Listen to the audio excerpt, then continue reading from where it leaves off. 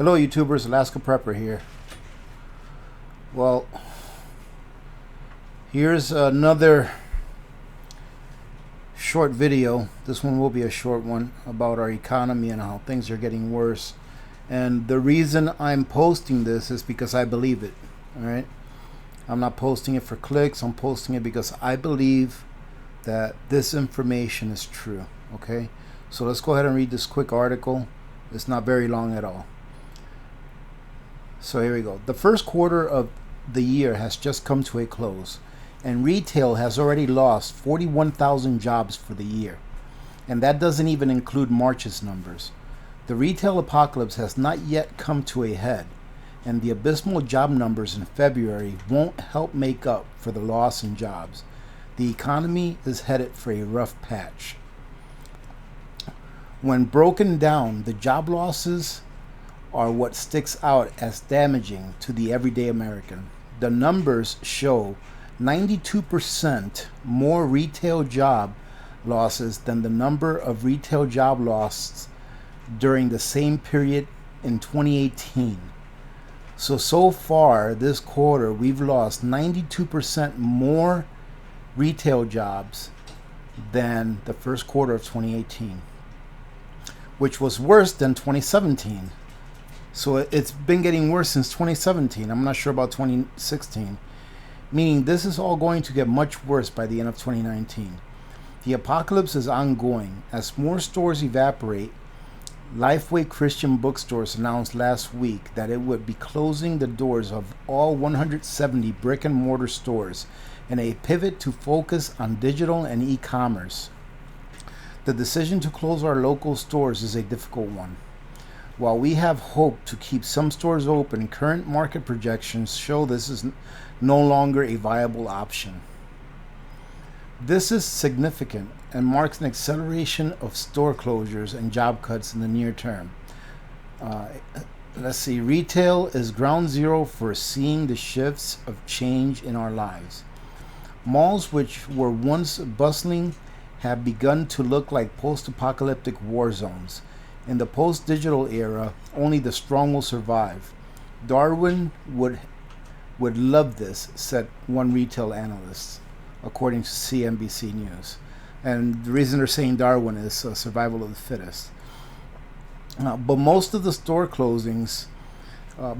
stores closing did this to themselves. They racked up massive amounts of debt that they would never be able to repay. And it's just and it isn't just online retailers like Amazon that are pushing brick and mortar stores to a close. Ladies and gentlemen, all e-commerce only adds up to just shy of 10% of all retail sales. All right, so people that are saying that it's Amazon and internet stores that are of all purchases that are made in the U.S. are e-commerce purchases. Consumers have reached this is the main reason right here. Consumers have reached their max. Americans are at the point where they cannot borrow much more money. Putting a pair of shoes on a credit card is no longer possible for those maxed out on living and that are living paycheck to paycheck. Modern day retail is at a crossroads as retailers face struggling physical storefronts, massive debt, and inefficient operations, among other issues. See, ladies and gentlemen, all of the cheap money that we've had for the last decade or so is now starting to catch up. Okay, you know when you get a credit card in the mail, or you get a credit card offer and it says, we will give you 0% interest for 12 months, and we won't charge you a fee for rolling over your other credit card debt onto this one, and we won't charge you any interest for 12 months or something like that, right? That's what's happened. Here in the last decade or so, the cost of borrowing money was so very inexpensive that all of these businesses just borrowed and borrowed and borrowed. And now that the cost of borrowing money is becoming more expensive, not only do they not have the ability to borrow anymore, but the ones that can borrow are borrowing to pay off debt. All right, so things are not going to get good. And what I'm no longer buying gold or silver. I am not going to buy any more gold and silver, at least not for a long time. So, I'm not a financial advisor, okay? So do your own research. But this is what I would do. If you were to ask me, what should I do? This is what I would do. This is what I am going to do. Get an extra set of tires for your vehicle. Get some extra serpentine belts for your vehicle. Get a few cases of motor oil. Okay, get some spark plugs that fit your vehicle. Get some brake pads. Put them away. Right? Get an extra pair of boots. Get an extra pair of sneakers. Get an extra pair of work boots or shoes. Get extra socks. Get extra t-shirts. Get extra underwear. Right? Get extra things that you know that you are going to use, that you are going to need for sure in the coming months and even years. Get all of these things that you can get now at the prices that they are selling for now, because the prices are not going to get any lower. That is what I am going to do. I am a very large advocate of gold and silver and precious metals. I am a very large advocate of it. I believe in it. I believe that gold and silver are real money. I believe that they act in the way that they should act, which is to preserve your wealth and your purchasing power. However, there are some things that you are going to need that cannot be replaced by gold and silver. And the only way that gold and silver will do you right in a situation like that would be if someone else had what you need, that you can trade for it, right? So, like I said, I'm a very big advocate of gold and silver, but I am going to start getting the things that I haven't been thinking about. I've been thinking about getting food, about getting medical supplies, about getting, small barter items, about getting canning equipment. All of those things are important. But I'm going to start getting some tires. If I see tires on sale for my vehicle, for my wife's vehicle, or even for my son's vehicle, if I see that there's tires on sale somewhere, I'm going to buy an extra set of tires for each vehicle. If I see that there's windshield wipers on sale for my vehicle, I'm going to get an extra set or an extra 2 sets of windshield wipers. Why? Because I know that I go through at least one set a year. Why is that? Because here in Alaska, the winters are really, really tough on windshield wipers. So if I see them on sale, I'm going to buy them, right? I'm going to buy an extra set of spark plugs, or I'm going to buy an extra couple cases of oil, of motor oil for my vehicle. I'm going to make sure that my heating fuel is always topped off. I'm going to make sure that it gets topped off as soon as possible. I was going to wait till the summer, because I always think that in the summer the demand for heating fuel goes down, so the price goes down a little bit. But I'm not going to wait. I'm going to try and get that as soon as possible. Instead of putting my money right now in precious metals, I think that right now it's more important for us to put our money in the things that we know we are going to need. Okay? I mean, look at this, ladies and gentlemen. I want to show you something real quick. This is a SHTF plan, all right? But they have a lot of good articles, all right? But check this out. Here, this is the second article. Americans had to borrow $88 billion to cover their medical bills last year. All right? The signs of another recession are literally everywhere. Okay? Americans are failing. Overspending is leading to the debt crisis. Retail apocalypse worsens. This is the one I just read. 2019 is going to be a very bad year. And look at this, ladies and gentlemen. This doesn't really have to do with the economy, but it does. A volcano that could completely cover Mexico City with volcanic ash just erupted 200 times in a 24-hour period. That was yesterday, this article. What would happen if something like that happened in Mexico? Do you know that we get probably, 40 to 60 billion, I think it is, 40 to 60 billion or so dollars of produce and meat products and cheese and stuff like that from Mexico? What would happen if we could no longer trade with them? What would happen if the border shutdown that has been threatened, what would happen if that actually does happen and the border gets shut down?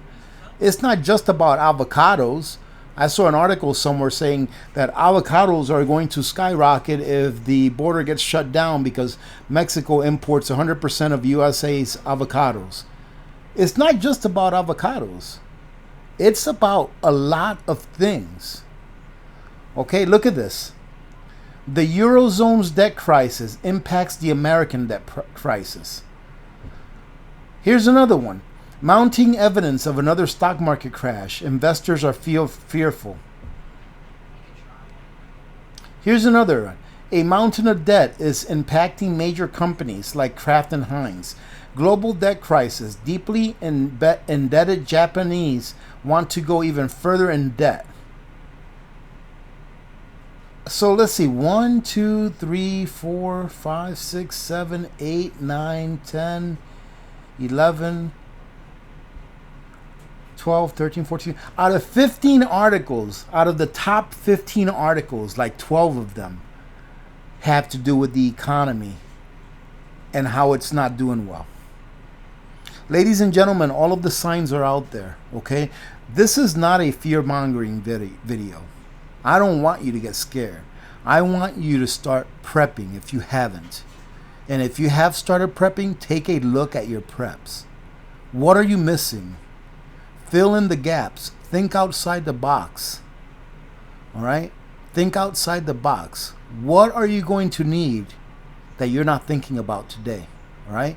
Do you have that extra pair of boots? Do you have an extra pack of socks? You know, thank goodness my mother-in-law gives me 1 or 2 packs of socks every year for Christmas. I don't complain about it at all. I love it. I have like 4 packs of brand new socks in my bedroom that I've never worn. Think of these things, ladies and gentlemen, because I'm not telling you that this is going to happen tomorrow. I have no idea. If you were to personally ask me, when do I think that all of this is going to start to unravel? I would say at a minimum 6 months, but I would say that it's more like 12 months to 18 months before we are really, really feeling the pain. And ladies and gentlemen, let me tell you this. I truly hope that I am 100% wrong. I truly do. All right, but, you know, if you're a realist and you have your eyes open, you probably know that something that's not really good is coming our way. So prepare, ladies and gentlemen. Don't make any excuses like, I can't afford it. Yes, you can. Do things that other people would not do so that you can make a couple extra dollars, as long as it's legal, moral, and ethical. Okay? If you have to babysit, babysit. If you're on a fixed income and you have time on your hands, babysit for someone. If you go for a walk every morning, bring a bag the next time that you go for a walk. Pick up some cans. All right? If you have things around your house that you have not used for over a year because you don't need it and you're not using it as a prep, sell it. All right? Just think outside the box. You guys can do this. It doesn't take that much money to prep. All right? Stop going to McDonald's. Stop getting junk food. Stop making 15 trips into town every week when you only need to make 5. And save the money on fuel that you're spending. All right? All right, ladies and gentlemen, I'm going to go ahead and leave it at that. So I hope everyone's having a great day today. I hope I didn't bring you down, but I hope that I inspired you to get serious about your prepping. If you're already prepping, then that's great. All right? But start thinking about things that are out of your comfort level. Start thinking outside of the box. If you're not prepping and you're listening to this video, just take a look around. Take a look around, and you will probably be able to see with open eyes that you need to begin to prep. Ladies and gentlemen, if you guys have someone that you love that you think needs to start prepping or needs to listen to this message, please share this video. All right? Let's get people to start prepping that aren't prepping. All right? I consider that somewhat of a responsibility, because in the end, ladies and gentlemen, the more people that are prepared, the better that it's going to be for you and for me. Okay? So thank you everyone for being here today. I appreciate your support. If you're new to the channel and you haven't subscribed, go ahead and hit the subscribe button and join a community of like-minded people that are not part of a YouTube channel, but part of a community and part of a family. All right, everyone in this community so far has been great. All right, and I truly appreciate every one of you. And what I appreciate the most is not that you watch my videos. What I appreciate the most is that you take the good that you can take out of it. All right, because not everyone agrees with everything I say, but if you can take the good out of something and use it to your benefit and or to help others, then that's a good thing. All right, you don't have to take it all. Just take what you need to take in order so that it can benefit you, or in order so that it can help you help someone else. All right, so I think the best thing about this community is that you are all willing to help each other, and you are all willing to encourage each other to do the right thing. And the right thing right now is to be prepared. Okay, be prepared so you don't have to go a day without eating. Be prepared so that you don't have to go a day without your medication. Be prepared so that you can be able to defend yourself should the biggest thug on the block think he's going to be able to come down and take your things. And yes, if you have all the preps that you think you need, be prepared and preserve your wealth with some precious metals. But that's only and only after you have all the preps that you think you need. I don't think I have all the preps that I need. All right, and I've got a lot of preps, but I don't think I have everything I need. So ladies and gentlemen, having said that, let me go ahead and sign off. Remember to be good to each other. When good people do good things happen. Remember to reach one, teach one, and repeat. If we all did this, the world would be a better place, and you know it will be a better place. Many blessings to all of you and your families. AP loves every one of you, and I just hope that you guys are heeding the message. All right, this is Alaska Prepper, and I'm out.